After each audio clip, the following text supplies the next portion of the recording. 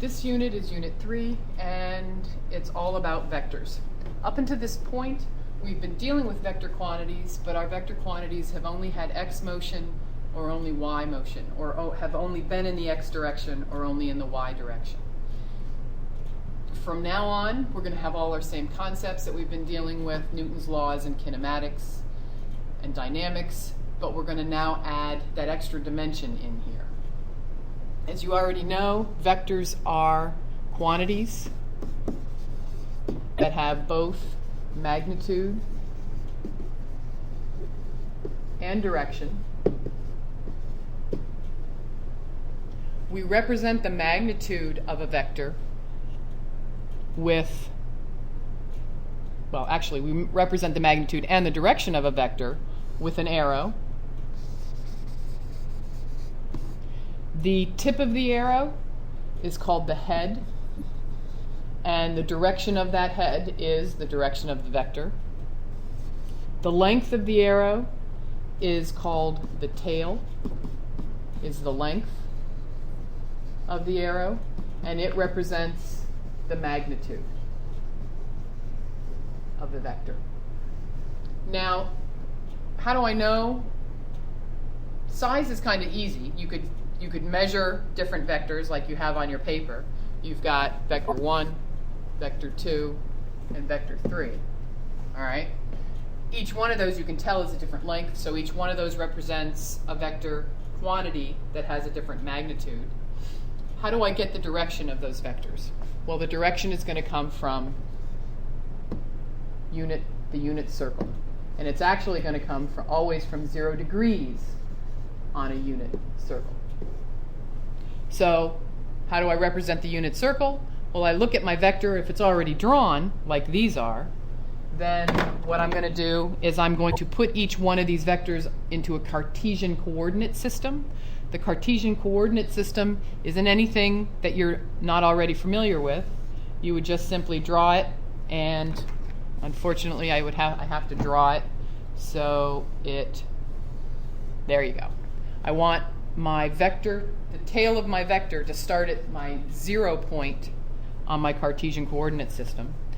Again, I could measure this and find the magnitude of this first vector, and then I could determine the angle from 0 degrees on a unit circle.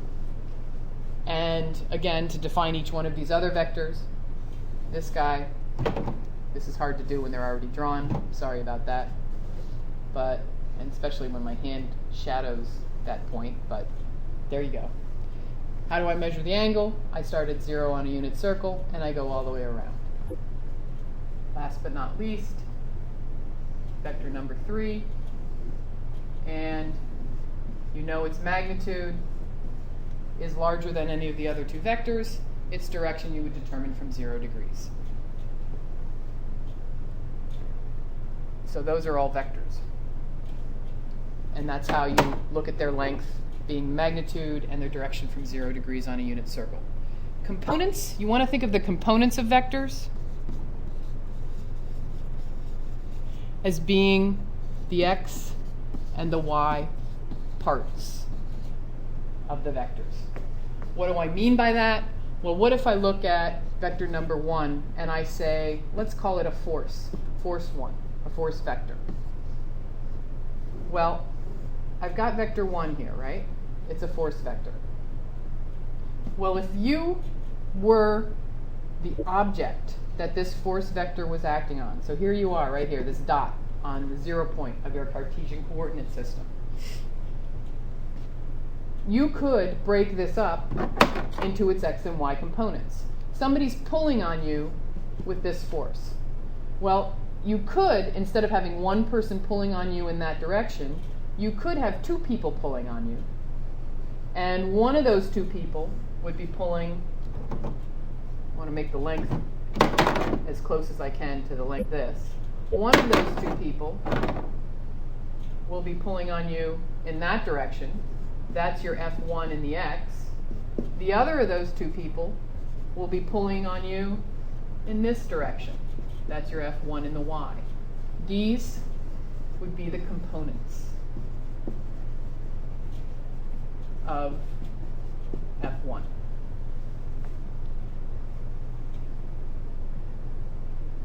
The resultant vector is kind of the opposite of what you do when you break. Instead of breaking vectors into their components, you want to look at all of the vectors, all of the quantities that are acting concurrently on one object, and you want to add them all up.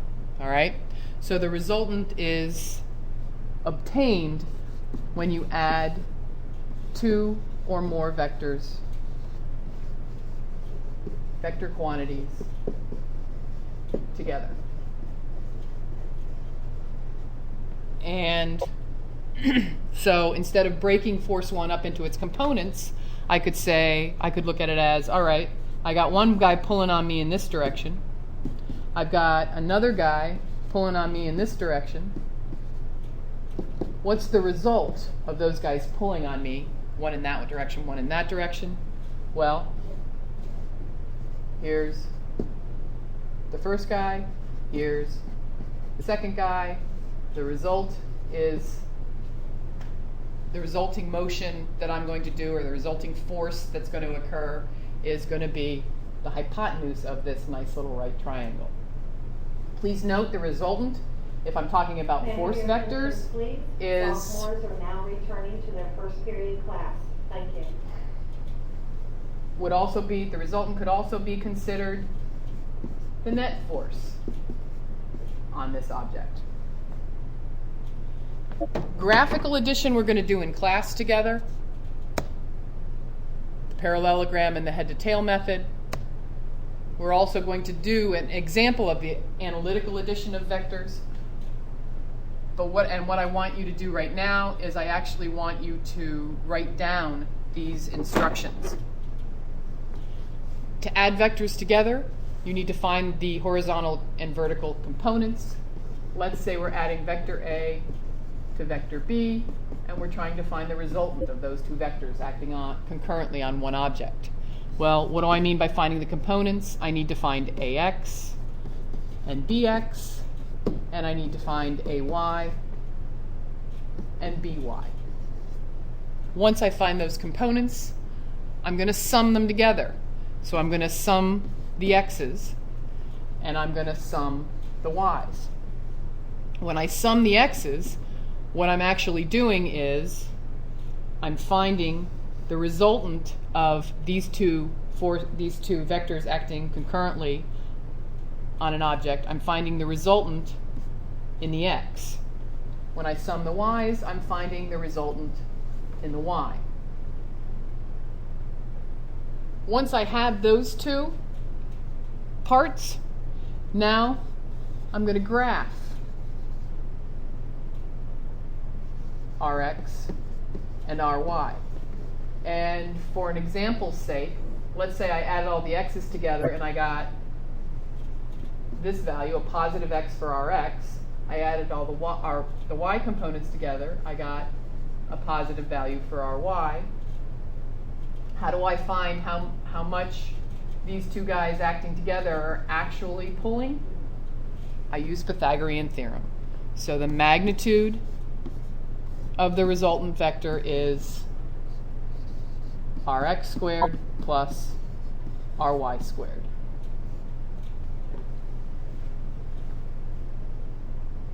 Lastly, whenever a resultant vector is a vector quantity, so you're going to give me an answer, it's got to have a magnitude and a direction. The magnitude you're going to get by using Pythagorean theorem. The direction is going to be an angle. And it's going to be an angle from 0 degrees on a unit circle. So if you go back to the triangle that we drew once before, I'll draw it once again. Here's the resultant. Here's the angle. You've got the x component. You've got the y component. You can use some trig. You know tan theta equals opposite over the hypotenuse, which in this case would be Ry over Rx. Well, that's nice, but I want the angle, right? I want this angle right here. Well, that angle you can find by doing inverse tan of Ry over Rx. That's going to give you the angle, as long as you are in degree mode in your calculator. That's important. And the other thing you need to realize is that angle, theta, is the angle in the triangle. If you've written all these directions and you've listened to me and you're kind of confused at this point, don't be disheartened. We will do an example problem tomorrow, and I will use each step one at a time, and then I'll have you do an example problem on your own and make sure everybody understands what's going on. Have a good night. Thank you.